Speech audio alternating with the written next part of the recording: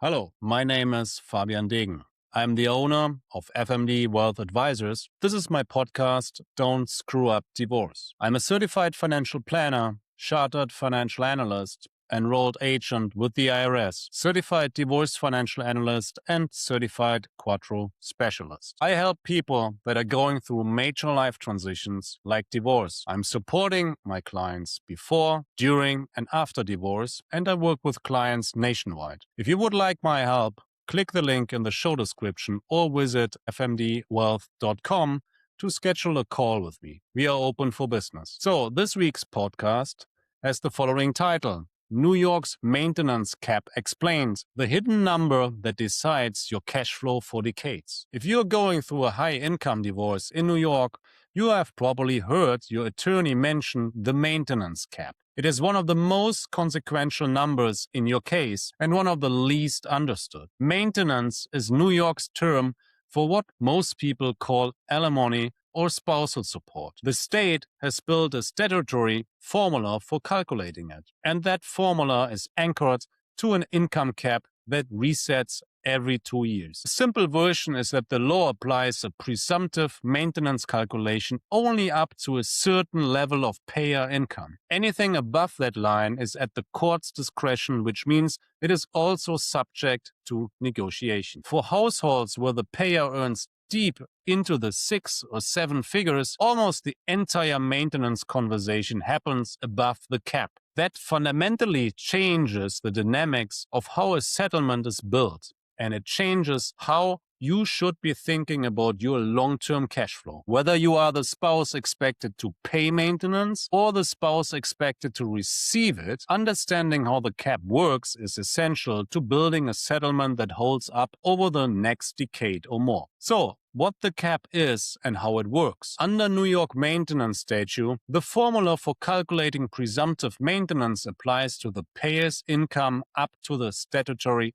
cap. As of 2026, that cap sits at $241,000, and the legislator adjusts it for inflation every 2 years. Below the cap, the formula is mechanical. The court plugs each spouse's income into the New York's court's maintenance calculator, and the result is the presumptive amount. The court can deviate from the presumptions, but it has to explain why. Above the cap, the rule changes. The court is not required to apply the formula to income above the cap, and it does not have to ignore it either. Instead, the court considers a long list of statutory factors like the standard of living during the marriage, the disparity in earnings capacity, the length of the marriage, health, age, and so on, to decide what is fair. In practical terms, the cap turns the maintenance conversation into 2 conversations, a mechanical one below the line and a deeply discretionary one above it. So let's talk why the standard of living matters so much. So in a high-income case, the single most important factor in determining maintenance above the cap is usually the standard of living the parties established during the marriage. In general principle, the court applies it that the non-moneyed spouse should not have to spend down their own assets to maintain a reasonable approximation of the lifestyle they had during the marriage. Equally, the moneyed spouse should not be ordered to pay maintenance at a level that requires them to spend down their own assets. What that looks like in practice depends on what the marriage actually looked like. Were there multiple homes? Did the family vacation internationally? Was there household staff? Were children in private school? These line items are not just lifestyle markers, they are evidence the court will weigh. This is why the cash flow and spending analysis discussed in last week's podcast is important. Whichever side of the maintenance conversations you are on, the documentary record of how the household actually lived is what will anchor the negotiations. So let's talk about income. Income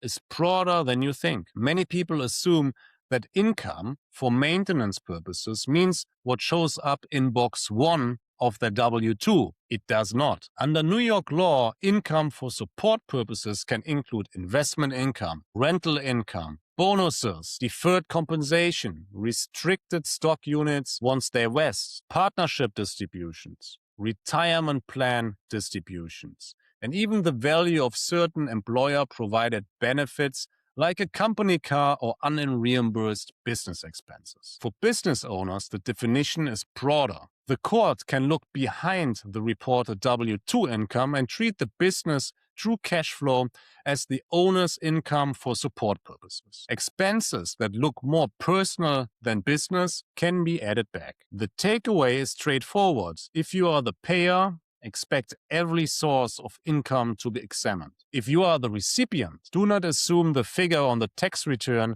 is the figure that drives the case. So let's talk about the tax layer that changes everything. So for decades, maintenance was deductible to the payer and taxable to the recipient. The tax structure made high maintenance awards more agreeable because the payer was effectively sharing the tax burden with the lower bracket recipient. Since the Tax Cuts and Jobs Act took effect for divorces finalized after 2018, that has changed. Maintenance is no longer deductible to the payer and no longer taxable to the recipient. The practical implication is that paying $1 in maintenance now costs the payer a full after-tax dollar, while $1 received is fully capped by the recipient. For high-income payers, that often makes a structured asset transfer more efficient than a stream of maintenance payments, especially when a retirement accounts or appreciated investment assets are part of the marital estate. A settlement designed around the old tax rules is not the same settlement under the new rules. This is one of the clearest places where financial planning expertise pays for itself. Let's talk about duration, how long maintenance lasts. Maintenance in New York is generally durational, not permanent.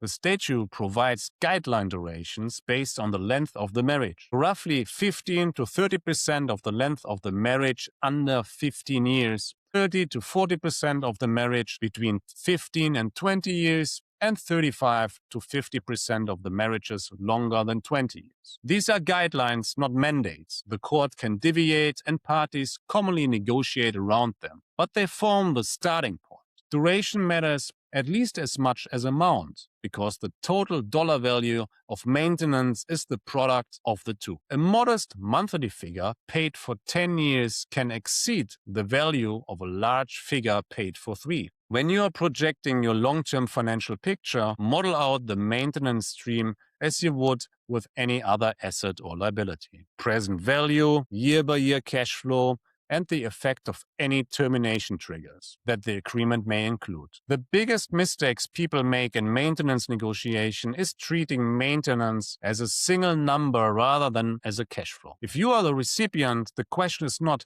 how much you will receive each month. It is whether the combination of maintenance, child support, your own earnings, and your share of the marital assets will actually support the life you intend to live year by year for as long as the maintenance lasts and beyond. If you are the payer, the question is whether the maintenance obligations combined with child support, taxes, and your own living expenses leaves you with enough room to continue building wealth and meeting other obligations. These questions can only be answered with a real financial model. The maintenance numbers itself is not the answer. It is one input into much bigger calculations. Let's look past the headline numbers. It is tempting in any negotiation to focus on the headline maintenance figure. It is the number that gets quoted in the agreement, and it is the number both spouses will remember. But the long-term reality of any divorce is shaped less by that headline figure